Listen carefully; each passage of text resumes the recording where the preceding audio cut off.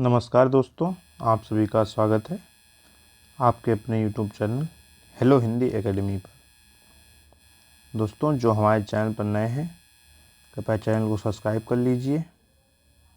Video अच्छा लगे तो लाइक कर देना और दोस्तों के साथ शेयर भी कर देना। आज हम यहाँ पर संज्ञा पर बात करेंगे। दोस्तों, संज्ञा हिंदी व्याकरण का एक बहुत ही महत्वपूर्ण टॉपिक है जो कि लगभग प्रत्येक परीक्षाओं में पूछा जाता है। दोस्तों, संज्ञा पर बात करने से पहले हमें अन्य कुछ बिंदुओं पर बात करनी होगी, जैसे संज्ञा हिंदी व्याकरण में किस विषय के अंतर्गत आती है, संज्ञा किन शब्दों से मिलकर बनी है। ठीक है, फिर उसके बाद में हम संज्ञा पर बात करेंगे। दोस्तों, यह एक ऐसा टॉपिक है जो कि बहुत सरल लगता है, लेकिन अगर थोड़ा सा भी कन्फ्यूजन अगर हो जाए ना तो ज़्यादातर उसके प्रश्न हम गलत करके आते हैं परीक्षाओं में कन्फ्यूजन के कारण। आज हम इसी कन्फ्यूजन को दूर करने के लिए यह क्लास ले रहे हैं। आशा करते हैं आप सबको ये क्लास पसंद आएगी। तो दोस्तों, संज्ञा पर बात करने के लिए कुछ अन्य बिंदुओं पर जो बात करनी है वो बिंदु इस प्रकार हैं। दोस्तों, संज्ञा जो है हिंदी व्याकरण में व्याकरणिक पद के अंतर्गत आती है। व्याकरणिक पद के अंतर्गत आती है संज्ञा। और दोस्तों, आपके मन में सवाल उठ रहा होगा ये व्याकरणिक पद क्या होते हैं। तो दोस्तों, व्याकरणिक पद का जो मतलब है वह ये है कि व्याकरण के हिंदी भाषा में, मैं लिख देता हूँ, हिंदी भाषा में व्याकरण के हिसाब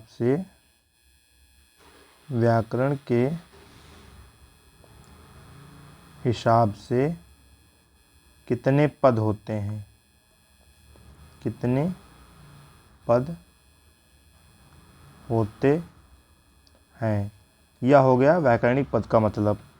दोस्तों, आप लोग ये पद तो समझ ही रहे होंगे। जब कोई शब्द, लिख देता हूँ, जब कोई शब्द वाक्य में प्रयुक्त होता है, वाक्य में प्रयुक्त होता है, तब उसे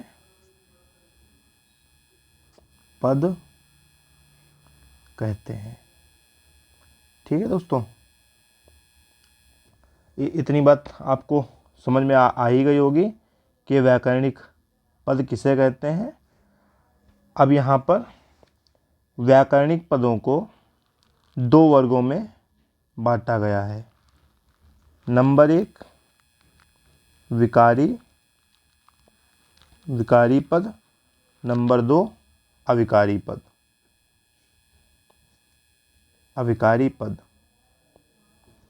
दोस्तों, अगर ध्यान से समझते हुए चलेंगे तो संज्ञा पर बात करने से पहले इन पर बात करना इसलिए ज़रूरी है ताकि आपको परीक्षाओं में कन्फ्यूजन बिल्कुल ना हो और आपको स्पष्ट रूप से चीज़ें समझ में आए।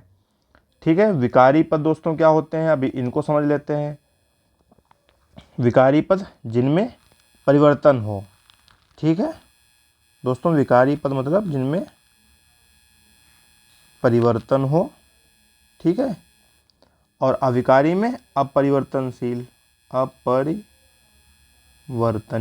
या अपरिवर्तनशील। ठीक है, अब विकारी पद के 4 भेद हैं। कौन कौन से हैं ये भी देख लेते हैं। नंबर 1 संज्ञा, नंबर 2 सर्वनाम, नंबर 3 क्रिया और नंबर 4 विशेषण। एक एक चीज़ दोस्तों आप लोगों को समझा रहे हैं। और अविकारी का सिर्फ एक ही है, अव्यय, या जिसको हम निपात कहते हैं। दोस्तों, हमें सिर्फ और सिर्फ बात करनी है आज संज्ञा पर। दोस्तों, हम मुख्य रूप से संज्ञा पढ़ेंगे। अब आपके मन में ये प्रश्न आ रहा होगा अगर ये विकारी है मतलब परिवर्तनशील है, ये इसमें परिवर्तन होता है, तो वो किन कारणों से परिवर्तन होता है और इसमें परिवर्तन क्यों नहीं होता है। भाई प्रश्न उठ रहा है तो मतलब आपके मन में अगर प्रश्न उठ रहा है तो सही बात है कि मतलब इसमें विकारी, इनको विकारी पद क्यों कहा गया संज्ञा सर्वनाम क्रिया विशेषण को, और इसको अविकारी क्यों कहा गया है। तो दोस्तों विकारी पद इनको इसलिए कहा गया है क्योंकि इनमें विकार होता है, और विकार किस कारण से होता है ये भी आप लोगों को बताते हैं। मतलब जो विकारी या जिनको परिवर्तन, जो विकार होता है इसमें ये दोस्तों व्याकरणिक कोटियों के कारण होता है। अब व्याकरणिक कोटियाँ कौन सी हैं, या परिवर्तनकारी तत्व कहते हैं उनको, या व्याकरणिक कोटियाँ, आप इनको परिवर्तनकारी तत्व कहते हैं दोस्तों। अब यह परिवर्तनकारी तत्व कितने हैं दोस्तों, मुख्यतः जो हैं यह 5 हैं। ठीक है, कौन कौन से हैं, लिंग, वचन, कारक, काल और पुरुष। लेकिन दोस्तों कई जो विद्वान हैं उसमें और मानते हैं 2 को, वाच्य और वृत्ति, ये 7 हो गए। लेकिन दोस्तों जो मुख्य हैं यह 5 ही हैं। ठीक है, लिंग, वचन, कारक, काल और पुरुष। इनके अनुसार दोस्तों, इन 5 के अनुसार इनमें संज्ञा सर्वनाम क्रिया और विशेषण में परिवर्तन होता है। तो इसीलिए इन पदों को हम विकारी पद कहते हैं दोस्तों। अविकारी पर अभी इसलिए नहीं बात करेंगे क्योंकि इस पर एक अलग से क्लास होगी, इसको भी समझाएंगे। ठीक है, अब देखते हैं, एक उदाहरण के माध्यम से समझते हैं कि व्याकरणिक कोटियों या परिवर्तनकारी तत्व से कैसे परिवर्तन होता है, मतलब लिंग के अनुसार कैसे परिवर्तन होता है। दोस्तों उदाहरण के माध्यम से समझने का हम प्रयास करेंगे। उदाहरण लेते हैं, क्या है, नंबर 1, लड़का खाना खाता है। ठीक है, दूसरा है, लड़की खाना खाती है। दोस्तों ये संज्ञा है ना, ये भी संज्ञा है। ये क्या है, खाना, खाना क्रिया है ना। अब देखिए, लड़का क्या है, पुल्लिंग एकवचन, पुल्लिंग एकवचन, और लड़की क्या है, स्त्रीलिंग एकवचन। अब देखिए कैसे परिवर्तन होता है लिंग के अनुसार। दोस्तों लड़का पुल्लिंग है तो यहाँ पर जो क्रिया है यहाँ पर खाता हो गया। ठीक है, ता हो गया। लड़की स्त्रीलिंग है तो यहाँ पर खाती हो गया। दोस्तों क्रिया में परिवर्तन आया कि नहीं आया, संज्ञा में परिवर्तन। देखो संज्ञा में कैसे, पुल्लिंग है तो लड़का और स्त्रीलिंग है तो लड़की। ठीक है, ये हो गया लिंग के अनुसार परिवर्तन। अब दूसरा क्या है, वचन। दोस्तों वचन के अनुसार परिवर्तन देखते हैं, कैसे, लड़का खाना खाता है। दोस्तों एक ही उदाहरण के माध्यम से समझने का प्रयास करेंगे जिससे अच्छा समझ में आए। लड़के खाना खाते हैं। अब देखिए यहाँ पर लड़का है, यहाँ पर लड़के हो गया। दोस्तों ये क्या है, एकवचन पुल्लिंग और ये है बहुवचन पुल्लिंग।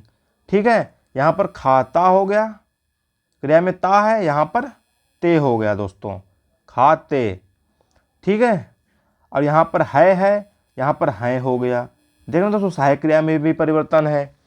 तो यह हो गया वचन के अनुसार परिवर्तन। दोस्तों वचन के अनुसार फिर से एक बात दोहराते हैं कि एक वचन पुल्लिंग लड़का, बहुवचन जब हुआ पुल्लिंग तो क्या हो गया लड़के। यहाँ पर देखें ना, ये परिवर्तन जो है, यहाँ पर का है, यहाँ पर के हो गया। और क्रिया में खाता था, यहाँ पर हो गया खाते, ते हो गया। यहाँ पर ता, यहाँ पर ते, यहाँ पर है था और यहाँ पर है हो गया। ठीक है, अब तीसरा देखते हैं, लिंग वचन कारक के अनुसार कैसे परिवर्तन होता है।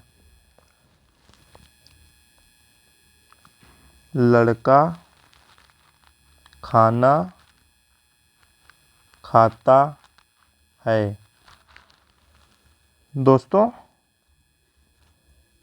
लड़के ने खाना खाया, खाना खाया। हम यहाँ पर एक ही उदाहरण के माध्यम से इसलिए समझा रहे हैं कि आप लोगों को स्पष्ट रूप से समझ में आ जाए, कोई कन्फ्यूजन ना हो। अब देखिए यहाँ पर पुल्लिंग एक वचन, लड़का खाना खाता है, ये देख रहे हैं, खाता है वर्तमान में है अब ता। दोस्तों लड़के ने खाना खाया, ये भी क्या है पुल्लिंग एक वचन, पुल्लिंग एक वचन। और यहाँ पर क्या हो गया खाया, मतलब भूतकाल में क्रिया चली गई। तो दोस्तों ये क्या है एक वचन पुल्लिंग, ये है, ये भी एक वचन पुल्लिंग है, लेकिन परिवर्तन कैसे हुआ संज्ञा में, यहाँ पर लड़का है और यहाँ पर लड़के हैं। और देखिए ये परिवर्तन जो हुआ हुआ किस कारण हुआ, ये हुआ कारक के कारण, ने लग गया ना।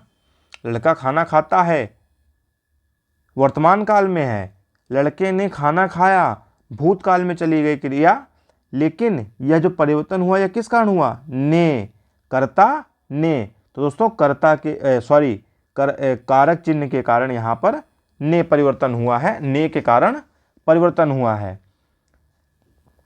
ठीक है, फिर से दोहराएं इसको, लड़का खाना खाता है। दोस्तों लड़का यहाँ पर एक वचन पुल्लिंग है और यहाँ पर वर्तमान काल में क्रिया है।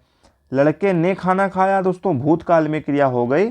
और यह जो परिवर्तन हुआ ये भी पुल्लिंग एक वचन है लड़के, लेकिन यह जो लड़के हो गया लड़का का, यह हुआ ने के कारण, मतलब कारक के कारण। दोस्तों आशा करते हैं कि चीज़ें स्पष्ट हो रही होंगी।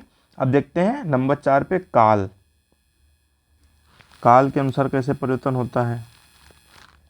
या तो दोस्तों काल के कारण इसी में हम देख लेते हैं, इसी से समझ लेते हैं।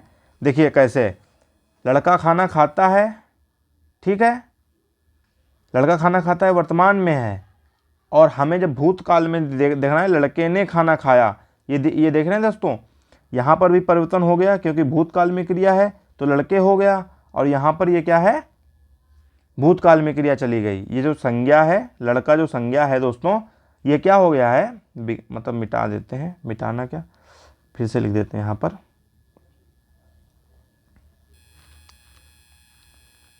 लड़के ने खाना खाया। दोस्तों अब देखिए लड़के ने खाना खाया, दोस्तों ये जो क्रिया है ये भूतकाल में है, ठीक है, और ये जो लड़का है यह एक वचन पुल्लिंग है। यहाँ पर भी लड़का एक वचन पुल्लिंग है, ठीक है, यहाँ पर भी लड़का एक वचन पुल्लिंग है, लेकिन यहाँ पर लड़का है और यहाँ पर लड़के हैं। जो संज्ञा में परिवर्तन हुआ वह काल के कारण भी हुआ है, ठीक है। अभी पिछले में बताया था कि ने कारक चिन्ह के कारण तो हुआ ही हुआ है, लेकिन ये जो परिवर्तन यहाँ पर अगर हम काल के अनुसार समझेंगे तो भूतकाल में क्रिया हुई है, तो यहाँ पर लड़के हो गया, और यहाँ पर खाता था, मतलब यहाँ पर खाता है, ता है, यहाँ पर खाया हो गया, ठीक है। लिंग वचन कारक काल। और पुरुष जो नंबर 5 है, पुरुष के अनुसार भी हम परिवर्तन देख लेते हैं। दोस्तों पुरुष का मतलब यहाँ पर कथन से है, ना कि पुरुष जात जो जिसको हम आदमी कह सकते हैं, मर्द कह सकते हैं, उससे मतलब नहीं है। पुरुष का मतलब है यहाँ पर कथन। दोस्तों सामान्यतः 3 पुरुष होते हैं, प्रथम, मध्यम और उत्तम। प्रथम पुरुष वह खाना खाता है, तुम खाना खाते हो, तुम खाना खाते हो। उत्तम पुरुष, मैं खाना खाता हूँ। अब देखिए यहाँ पर दोस्तों प्रथम पुरुष में क्या है, वह खाना खाता है, मतलब किसी दूसरे के लिए कहा गया है कि वह खाना खाता है। वह क्या है दोस्तों, सर्वनाम है ना, सर्वनाम है दोस्तों। यहाँ पर अभी संज्ञा की बात नहीं हो रही, अभी सिर्फ ये बात हो रही है कि विकारी पद जो हैं वह कौन से हैं, संज्ञा सर्वनाम क्रिया और विशेषण। जो संज्ञा सर्वनाम क्रिया विशेषण जो विकारी पद हैं, या आखिरकार ये विकारी क्यों हैं, अविकारी क्यों नहीं है। तो हम ये स्पष्ट करने का प्रयास कर रहे हैं कि ये चारों के चारों विकारी क्यों हैं, और इनमें विकार जो उत्पन्न होता है वह किस कारण से होता है। तो ये परिवर्तनकारी तत्व के कारण होता है विकार। तो विकारी तत्व कौन कौन से हैं, जो परिवर्तनकारी तत्व हैं दोस्तों, वो लिंग, वचन, कारक, काल और पुरुष हैं। तो अभी हम सिर्फ इतना समझाने का प्रयास कर रहे हैं कि इनमें विकार कैसे उत्पन्न होता है, बाद में हम संज्ञा पर आएंगे। तो देखिए दोस्तों, वह खाना खाता है सर्वनाम है ना भाई, विकारी है। अब देखने कैसे परिवर्तन होता है, वह खाना खाता है, यहाँ पर क्या है, वह जो है एक वचन है ना दोस्तों, और खाना खाता है यहाँ पर क्रिया जो है वर्तमान काल में है। तुम खाना खाते हो दोस्तों, यहाँ पर भी एक वचन है, ठीक है, पुल्लिंग है। अब यहाँ पर क्या है, खाना खाते हो, यहाँ पर देख रहे हैं क्रिया ते हो गया, और यहाँ पर सहायक क्रिया में हो गया है। अब उत्तम पुरुष में देखते हैं, मैं खाना खाता हूँ दोस्तों, यहाँ पर भी एक वचन है, पुल्लिंग है, और खाना खाता यहाँ पर ता फिर से हो गया, और सहायक क्रिया में हूँ हो गया। तो यह जो सर्वनाम में जो परिवर्तन हुआ है, ठीक है, ये सर्वनाम ही तो है, वह, तुम, मैं। तो ये सर्वनाम में परिवर्तन हुआ है और इधर क्रिया में परिवर्तन हुआ है। यह दोस्तों किस कारण हुआ, यह हुआ है पुरुष के कारण, प्रथम पुरुष, मध्यम पुरुष और उत्तम पुरुष। आशा करते हैं इतना आपको समझ में आया होगा। अब हम आगे बढ़ेंगे संज्ञा पर दोस्तों। अगर ये समझ में आ गया हो तो अच्छी बात है, नहीं समझ में आया है दोस्तों तो आप लोग कमेंट बॉक्स में हमें बताइएगा, दोबारा फिर से समझाएंगे, और आप हमारी क्लास दोबारा देख लीजिए, हो सकता है फिर से दोबारा क्लास करने पे समझ में आ जाए। अब हम क्लास यहाँ पर चालू करेंगे संज्ञा। दोस्तों संज्ञा किसे कहते हैं और संज्ञा किन शब्दों से मिलकर बना है, पहले इस पर बात कर लेते हैं। संज्ञा दोस्तों दो शब्दों से मिलकर बना है, सम धन ज्ञा। दोस्तों सम का मतलब है समग्र या सम्यक रूप से, सम्यक या फिर समग्र रूप से। ज्ञा का मतलब है जानना, जानना। दोस्तों अब इसका क्या मतलब हो गया, दुनिया को समग्र रूप से जानना, इस दुनिया को समग्र रूप से जानना, ठीक है। यह हो गई संज्ञा का जो शाब्दिक अर्थ है, यह हो गया दुनिया को समग्र रूप से जानना। दोस्तों दुनिया में जितनी भी चीज़ें हैं, आप अपने आसपास देखते होंगे, जहाँ तक आपकी नज़र जाती है वह सब संज्ञाएं हैं। चाहे पेन, पेंसिल, आप मोबाइल पे वीडियो देख रहे हैं, मोबाइल भी एक संज्ञा है, ठीक है। वो संज्ञा कौन सी है वो अलग बात है, लेकिन यह है तो संज्ञा ही, ठीक है। अब हम संज्ञा की परिभाषा देखते हैं। किसी व्यक्ति, वस्तु, स्थान, प्राणी, भाव आदि के नाम को संज्ञा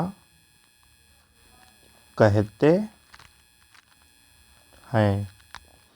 दोस्तों यहाँ पर गौर करने की बात है, नाम जो शब्द है ना दोस्तों, अगर आपको पूरी परिभाषा नहीं समझ में आ रही है, हम सिर्फ इतना याद कर लें, नाम दोस्तों जिसका हमने नाम दे दिया, इस दुनिया में जितनी भी चीज़ें हैं हमने जिसको भी नाम दे दिया वह सभी संज्ञाएं हो गई। ठीक है, स्पष्ट है। अब आते हैं हम संज्ञा के भेद पर। संज्ञा के भेद। दोस्तों, बहुत से विद्वानों ने संज्ञा के अलग अलग भेद माने हैं, लेकिन जो आम प्रचलन में है, सामान्यतः जो मान लिए गए हैं, वो 5 भेद माने गए हैं। ठीक है, अगर परीक्षाओं में दोस्तों आता है कि संज्ञा के कितने भेद हैं, तो ऑप्शन में हम 5 ही आंसर सही मानेंगे। ठीक है, 5 ही, क्योंकि दोस्तों प्रचलन में आ गए हैं। तो पहला है व्यक्तिवाचक संज्ञा, व्यक्तिवाचक संज्ञा। दूसरा है जातिवाचक संज्ञा, जातिवाचक संज्ञा। दोस्तों, इसी के 2 भेद हैं इसी के भेद, लेकिन उनको क्या है कि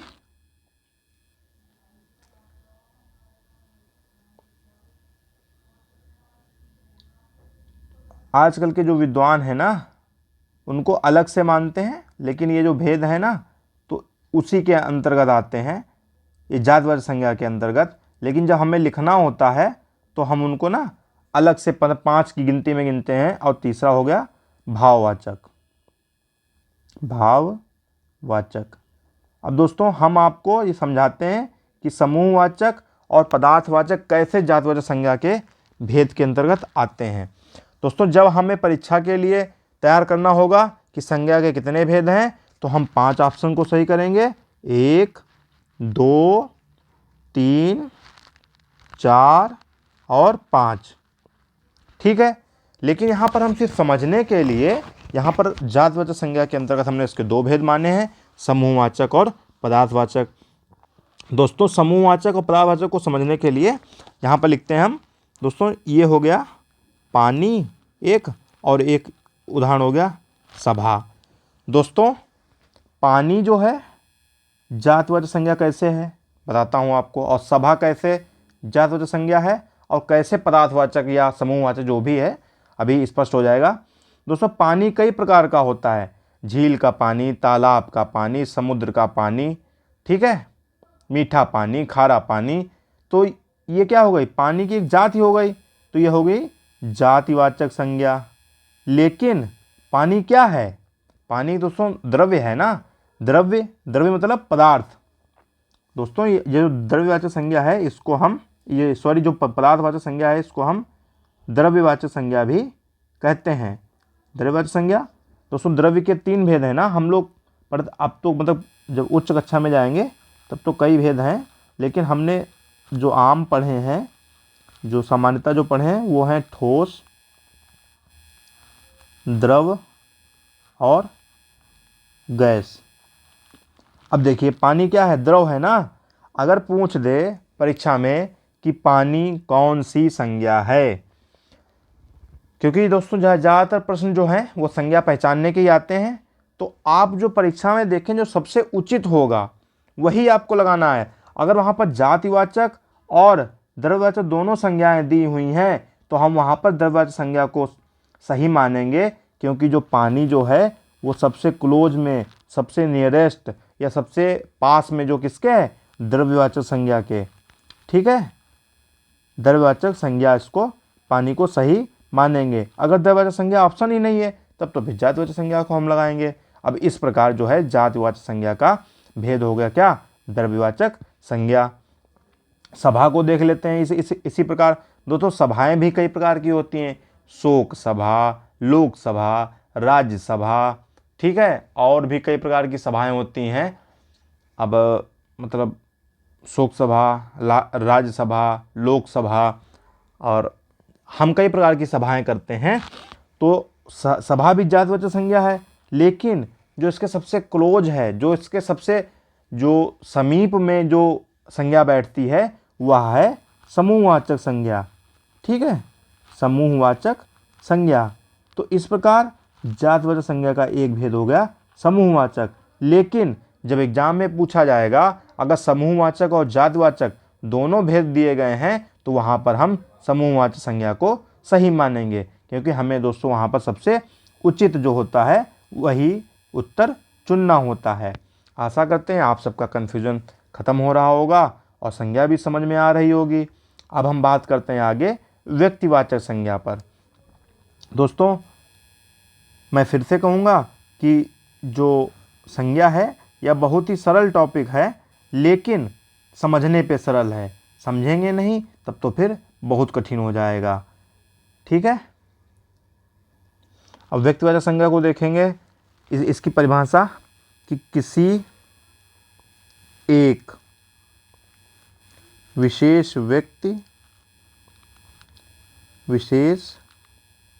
व्यक्ति या स्थान के नाम को संज्ञा कहते हैं।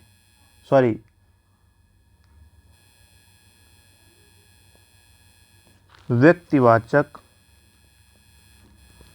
संज्ञा कहते हैं। दोस्तों व्यक्ति का अगर सन्धि विच्छेद करें तो क्या होगा, वी प्लस अक्ति। वी का मतलब है विशेष और अक्ति का मतलब है पहचान। जिसकी विशेष पहचान हो वह व्यक्ति है।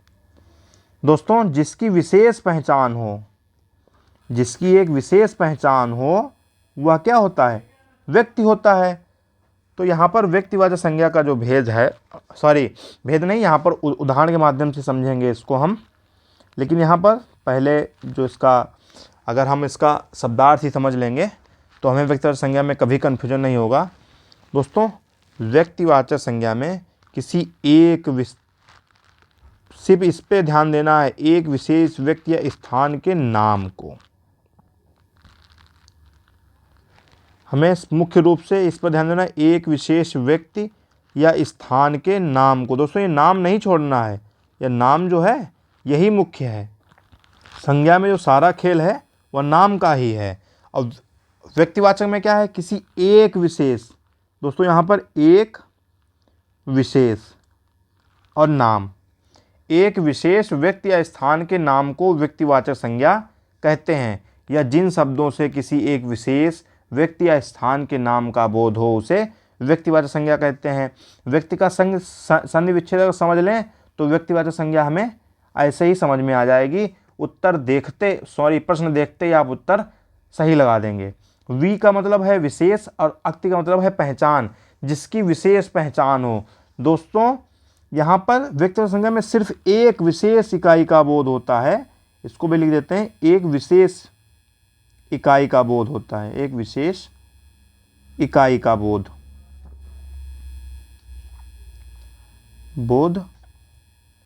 होता है।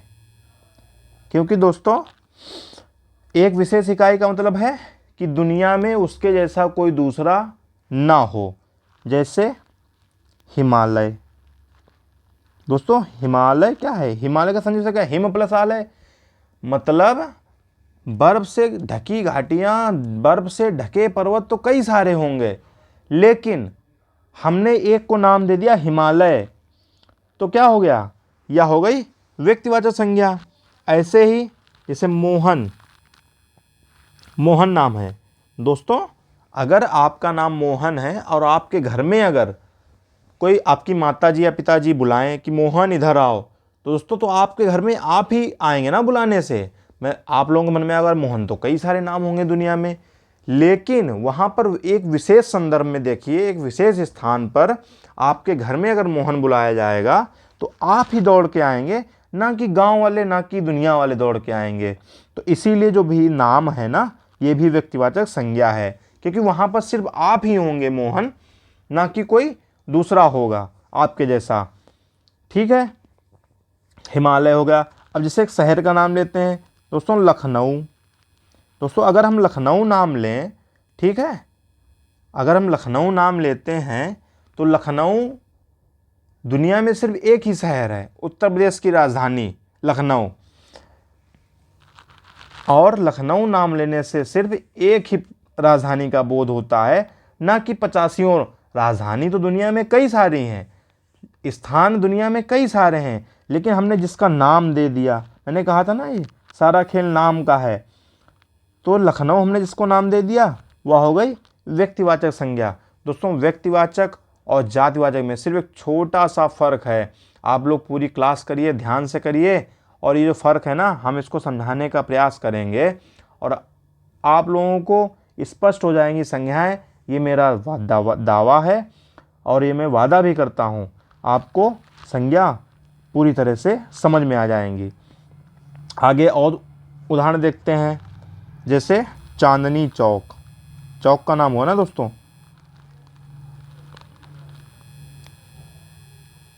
चांदनी चौक।